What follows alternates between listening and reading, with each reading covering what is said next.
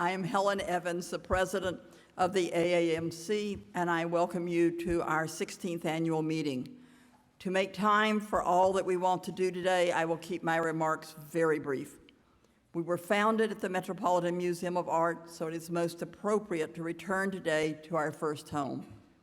As one who was present at the founding of AAMC, it is a special pleasure to welcome you here this morning as my term as president of our organization ends. The Met's director, Thomas P. Campbell, is here to welcome us. As in my introductions at last year's annual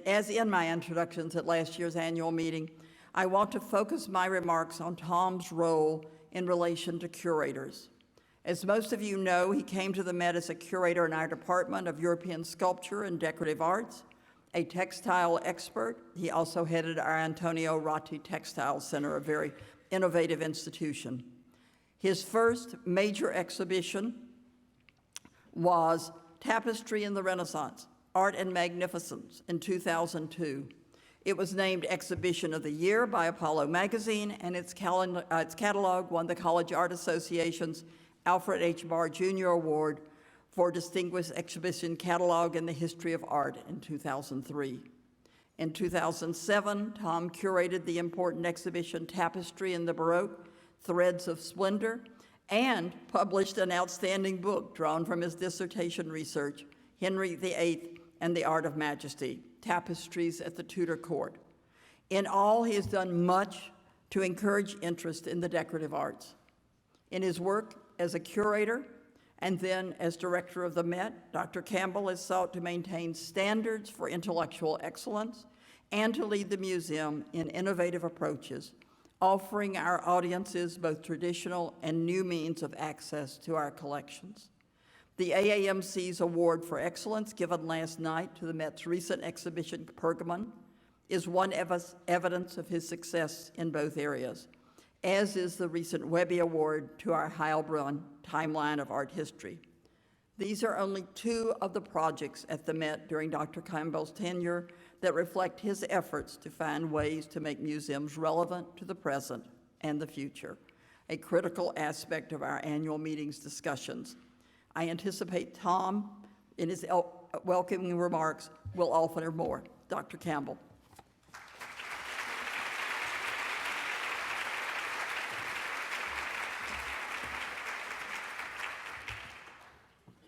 Good morning, everyone. What a pleasure to welcome you all here. As a former curator myself, it's an especial honor to be your introductory speaker.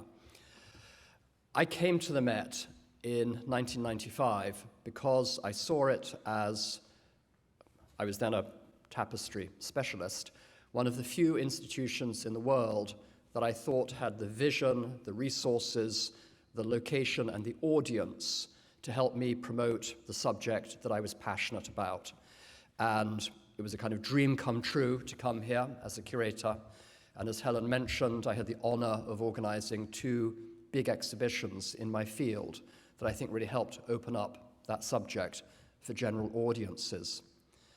When I became director, I felt that it really was my prime responsibility to sustain an environment in which scholarship and research could flourish, and where we continued to have the sort of the belief that we could develop a really strong program out of the scholarship of our curators.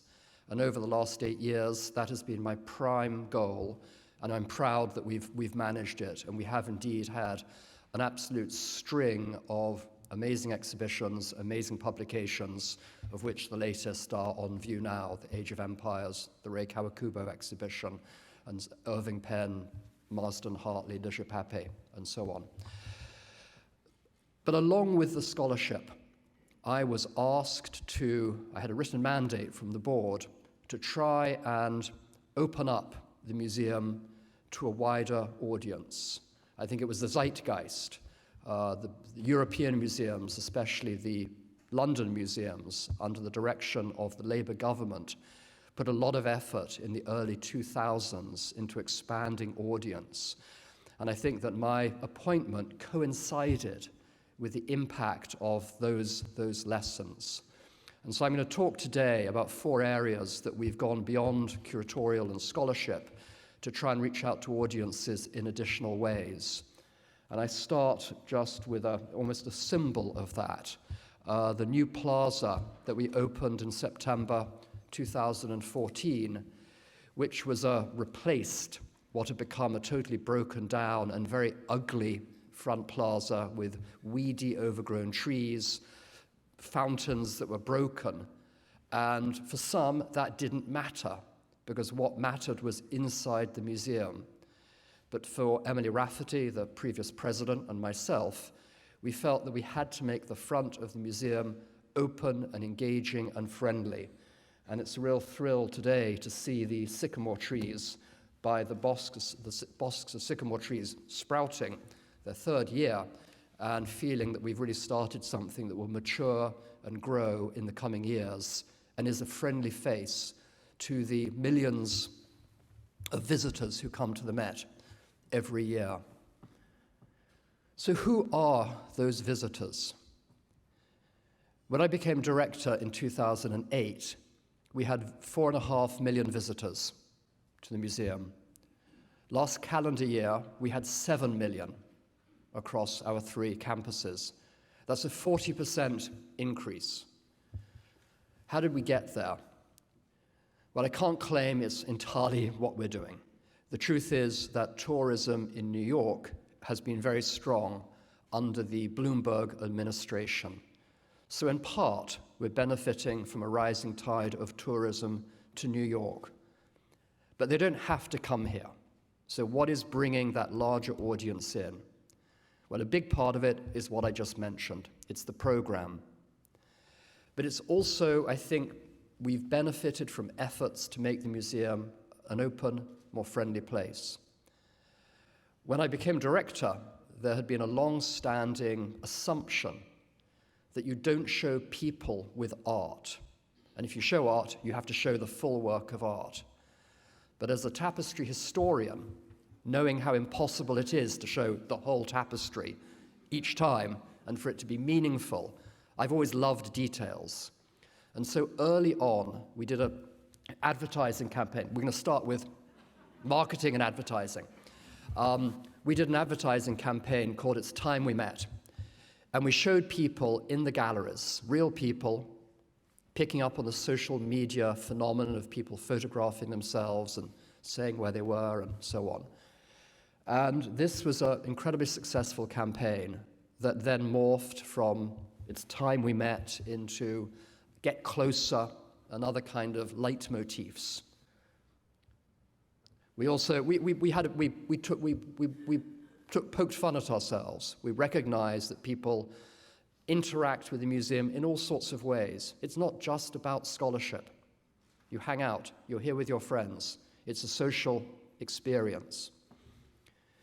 In 2013, we did a study of our audience,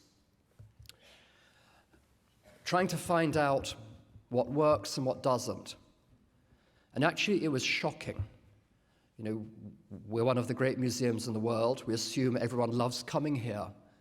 What we found was that 40% of our visitors leave feeling that the Met is not for them. That was a shocking statistic to me. And we drilled down to try and figure out why. And a great deal of it was to do with confusion, lack of adequate signage, what seemed to be many a kind of a patronizing tone, the intimidation of the great stairs, many of the things that for some of us are things we love. But it started a thought process that really, I think, has set a path as we've tried over the last few years to make the museum more accessible, more open, to simplify or remove the confusing factors. We had a plethora of different kinds of branding from the past, different logos prior to and up to the famous Renaissance M. Many Met lovers love the Met, the Renaissance M.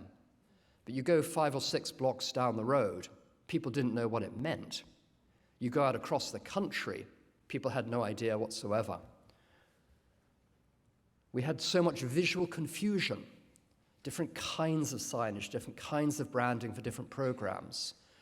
So we worked with a company called Wolf Olins, London, New York based, with the aim of clarifying, simplifying. The imperative behind this was that as part of our larger initiative to expand our modern and contemporary agenda, we had made a decision several years before to take over the former Whitney Museum, which we see here in the center. How are we going to embrace that building as part of the Met family? And while we were at it, how we were going to remind people that the Met also ran the cloisters up in the north of Manhattan. How do we kind of make it all part of a family? Well, we looked at a whole range of different approaches, but in the end, the simplest thing to do is often the best thing to do. The Met has been known since the 1970s to New Yorkers as the Met, and it seemed that that was the key. And so we ended up with a very simple word icon. You would not believe the different mutations we went through to get here, which says who we are and allows us to create a family. The Met Fifth Avenue, the Met Cloisters, the Met Breuer, in homage to the architect, the Met Online. There was a lot of fuss when we launched the new branding because we didn't control the message. One of the biggest lessons to me was we were still thinking in analog terms. We'd given exclusive interviews to a couple of papers about the branding, but word leaked out ahead, and rather than immediately addressing it in the blogosphere, we said, oh, no, we have to wait for these exclusive articles to come out. This was a Tuesday afternoon, I think. And as I watched us being crucified on Tuesday evening, Wednesday morning, Wednesday afternoon, Wednesday evening, Thursday morning, I finally said to our communications people, for Christ's sake, put out, but by then it was too late. Major lesson to all of you, respond in time to if things go wild in the blogosphere. You have to push back.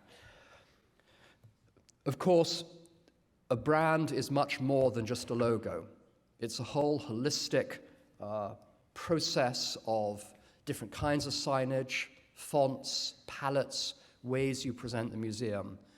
But overall, a year and a half on, the dust has settled, and I'm very pleased with where we got with this new system that has simple visual leitmotifs that link our buildings physically and online, unify the many different kinds of printed publications we do, from tickets to brochures, merchandising, of course. We've been gradually, there were no gallery numbers when I became director. I was told that it would be impossible to number the galleries because there were so many. And we were always building new ones. But it wasn't rocket science. And so we numbered the galleries. We've gone through various iterations as we develop both our physical maps and our online maps. We used to have every single different map had a picture that was a painting or a work of art identified for that culture, Japanese work of art, a Chinese work of art.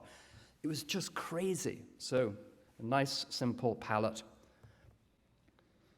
We've clarified the Great Hall, creating hierarchies of signage, and gradually more work to be done, but the hierarchies of signage will work their way through the museum.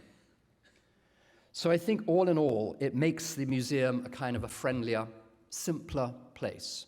And based on audience feedback, it's had a very positive impact.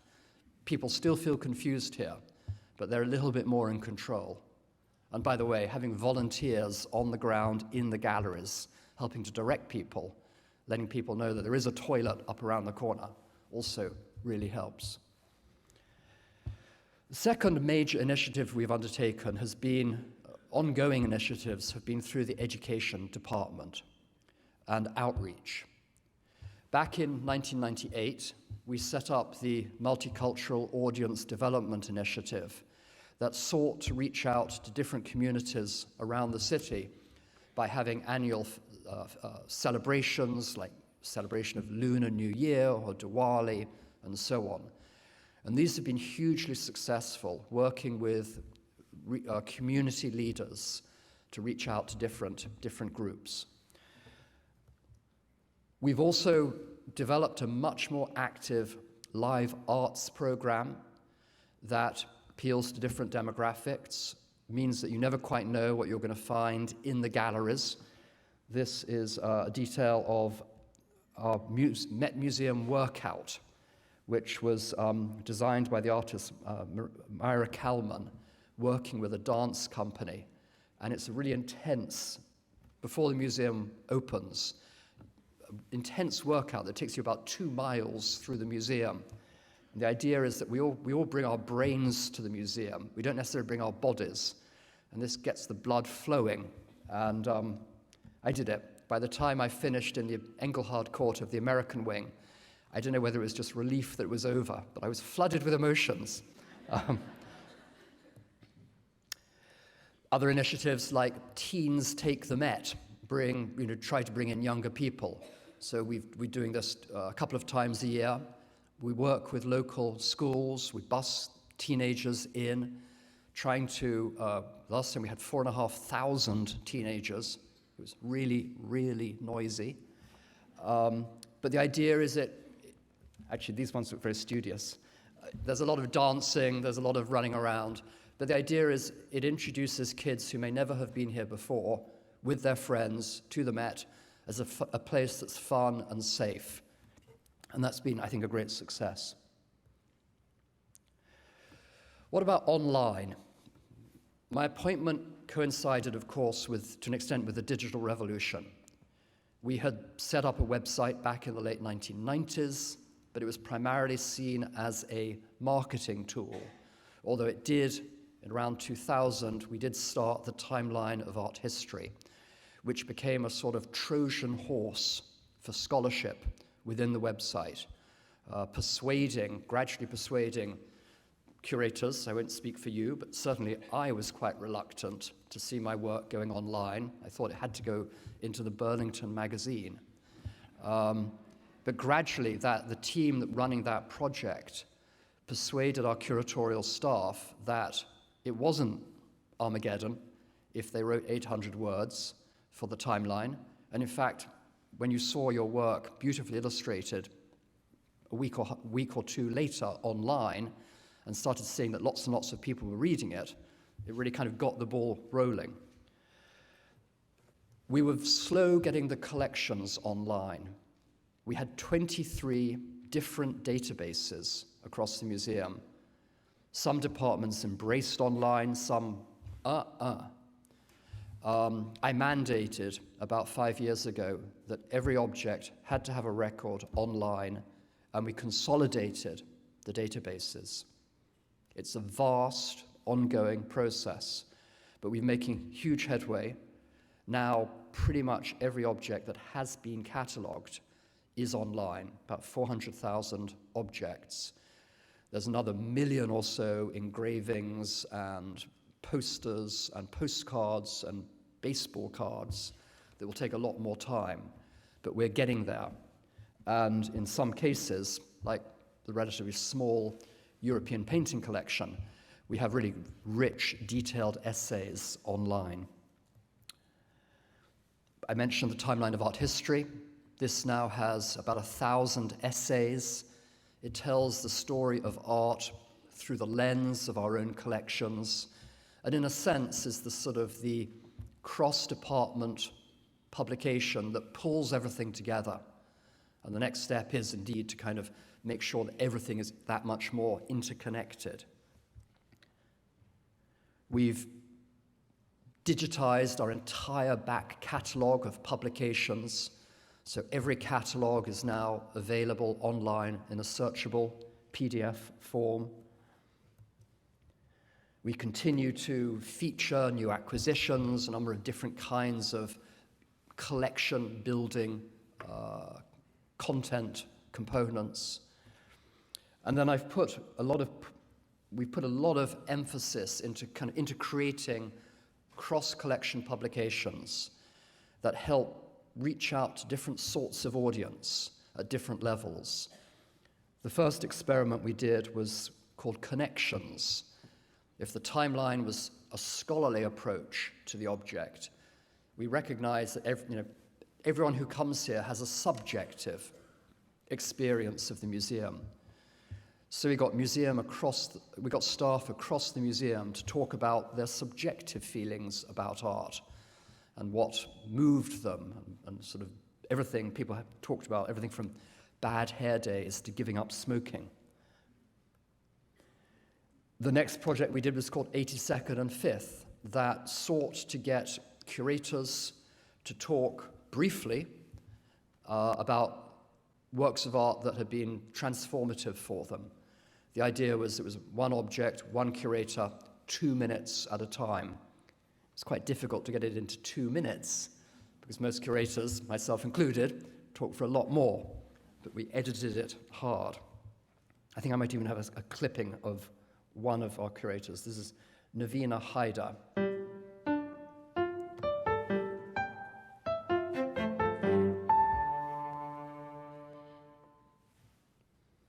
We live in a world right now with the daily politics and the newspapers give us the impression that the Islamic tradition is rather rigid, but one of the great masterpieces of world art was really given rise to by the openness of the Muslim mind. It's a lot to put on a little picture like this, but in fact it was that culture of free thinking, of exchange, that in the end created this cultural fabric that is a very strong part of the Indian subcontinent till today. The idea, my appointment coincided with the opportunity to sort of open the museum up, to bring out multiple voices. I felt the director no longer needed to be the sole voice for the institution. So I think projects like this have been absolutely critical in reaching out, opening, making the place feel more accessible. More recently, we did something called the Artist Project, where we did a similar thing, but with artists. We found that in New York, we have so many artists coming to the Met for inspiration. And so we got them to talk about favorite works.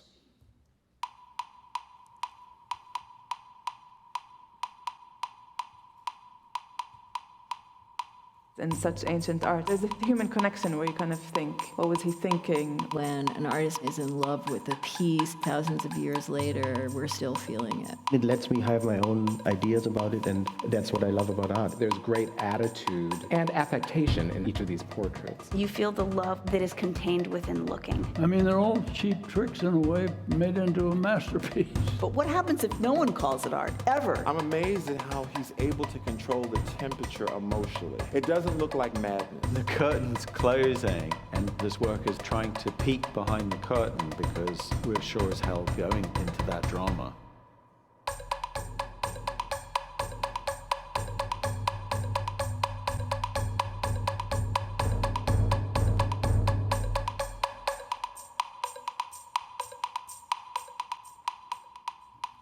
If you have an addictive personality and you binge watch, there are now 6 seasons of this, so you can really go for it. This was interesting from a curatorial point of view because often the artists are wrong. They don't have the facts right.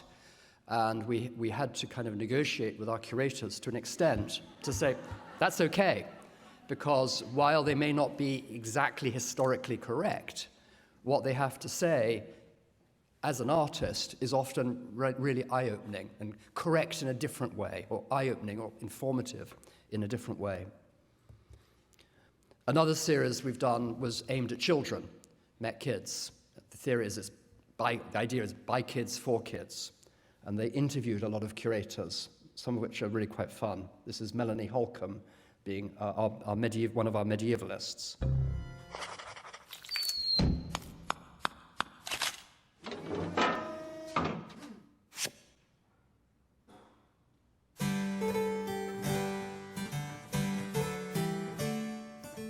Hi, I'm Matilda. I'm 10 years old. I'm Melanie Holcomb, and I'm a curator in the Department of Medieval Art. You can see somebody's just done a little I don't even know what that is. What do you think that is over there on the left? This little... Tree, maybe? A little tree.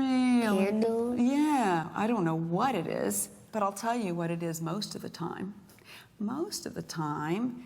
There are lists sometimes, and most of the time, it's actually correcting mistakes. Because this is a handwritten book, and you can imagine if you're copying, sometimes things get left out. And then another reader comes along and said, well, where's the end of that sentence? They were quite sassy, those kids. So, communications and branding, educational outreach, the whole digital sphere. I tried to create an environment in which people, our staff, could experiment, in which they could look beyond we've always done it like this, we've always done it with this person, and to shake it up a little bit. And I think that, I'm not saying that everything we've done in these areas has been perfect, but I think we've really, we're doing what matters. We're experimenting and looking for ways to be relevant. And I think the reason this is so important is that our audience is changing faster than we realize. So many of us have been trained, we've done PhDs in one area or another, and we're very comfortable with the groups, the area, the specialists in our field and the audiences we find in those fields. But there's something bigger going on. There's a zeitgeist.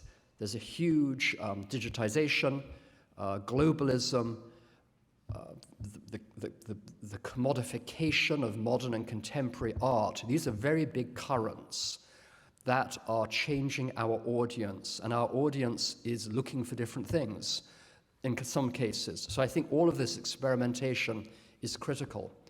And that brings me really to the last part of my talk, which is on modern and contemporary. When the Met was founded in 1870, it was founded to be an encyclopedic museum, and it collected everything from, during its first 40 years, everything from antiquities to the contemporary.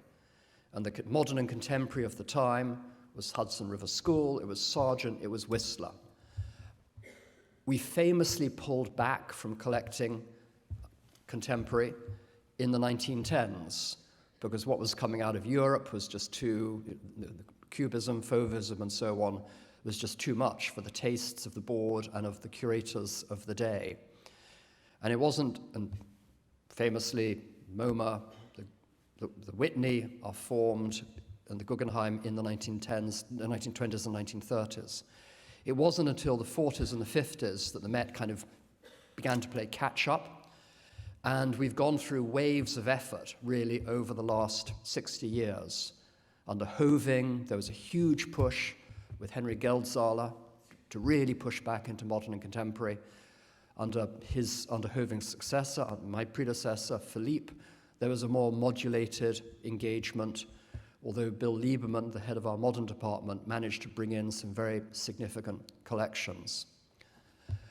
I was mandated by the board who recognized the zeitgeist to expand our engagement with modern and contemporary. So it's been a big part of my agenda. And I think that, in digital, I forgot to mention, we've got the Curators blogging, which I think is a huge, it's a watershed. It shows a level of comfort with the digital era. But let's move on. So the centerpiece, of course, of our new engagement with modern and contemporary was the decision to lease the former Whitney building, which we call the Met Breuer, for 8 years, while we undertook, as we undertook a study for how we might rebuild the southwest wing of the main building, where we show modern and contemporary. And that we did with David Chipperfield, the London, Berlin-based architect, and we have a wonderful schematic design that if and when the museum decides to move forward, really envisages a transformative development for that quadrant of the museum. But in the meantime, we have this new venue that is, in a sense, challenging the museum to figure out what do we do with modern and contemporary that is different to what MoMA is doing, what the Guggenheim is doing, what the Whitney or the New Museum are doing. When we took over the building, it was in a state. It had been let go in many respects. So we cleaned it up, burnished it, really took it back to the beauty of the building that opened in 1967. And the program we've developed there tries to do something distinctive. It tries to show modern and contemporary in the context of our broader historical vision. And I think that was emphatically emphasized by the opening show, titled Unfinished, that looked at works of art from the Renaissance through to the contemporary in different states of completion, some literally unfinished, some playing with the trope of an unfinished style. The critics hated it. But our audience, by and large, loved it. And I think it laid down threw down the glove. We're going to experiment here. Of course, we've also had some great successes. There's the Carrie James Marshall show that was initiated by the MCA in Chicago. It was a huge success, planned long before, of course, the Black Lives Matter activism of last fall or of the election, but a show that in fact was very much spoke to the moment in a very important way. And I hope that those of you who are from out of town will get over there. We've got wonderful shows, Marsden Hartley, but also works by Ligia Pape, the Brazilian artist, and I think you've just missed Maritza Mertz, finished yesterday, a reflection of the fact that our modern department is also very much looking beyond the familiar canon, dominated by men, to women artists, minority artists, and beyond the familiar artists of Europe and America, looking out more broadly across the world. So thinking of what we do in the context of this global collection.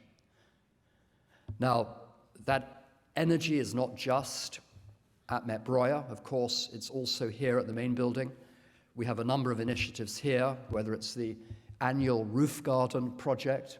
Here we see the big bamboo of the Stern brothers from 6 or 7 years ago, or the installation by the artist I'm totally blanking on her name. Cornelia Parker, thank you. Last year's installation, or the current Adrian Villa Roca Theatre of Disappearance. I hope you'll all get up there. And of course, costume is also a big part of that contemporary engagement. Recognizing that there's this huge audience in New York for the activities of our Costume Institute, I've given them an annual space to do a big exhibition, which has been very successful in reaching out and bringing in a younger audience. And of course, we have the Rei Kawakubo show that's just opened upstairs, very much playing against type, very brightly lit galleries. For the textile curators amongst you, I can say that this is what Rei Kawakubo wanted, and she owns the objects. So we could blast them with light for this brief period. In a way, that brings me back to where I started, because this is a show that was conceived by Andrew Bolton, the curator in charge of the Costume Institute. Andrew believes that Rei is the most extraordinary, groundbreaking, genre-busting designer of the day. We haven't done a monographic show of a living designer since 1983, when we did Yves Saint Laurent. But he felt that her genius justified it. To push this show through, we were going, in a sense, against the establishment. We work with a very powerful figure in the fashion world who did not think this was a show we should do. And if you look at the costumes, one could see why there was anxiety that this might not appeal to a general audience. But as director, I have great faith in Andrew. I've worked with him now on 5 or 6 shows. I know that as a curator, he understands the zeitgeist. And in a sense, I was prepared to make that gamble. And I think ultimately that is what the director does. The director has to trust the curators to trust their instincts, trust their vision. You gamble on that. And so whether it's the gamble on Mike Hearn and Jason Sun's vision for the Age of Empires exhibition, or my gamble on Andrew with Ray Kawakubo, I think that's what I take as I step down from the Met in the summer. My greatest pride, my greatest achievement is having supported the curators to do these wonderful exhibitions over the last 8 years, even as we've been experimenting and trying to find ways of reaching out to new audiences and continuing to make sure that we are relevant. Because if we're not relevant, then we're wasting our time. Thank you very much.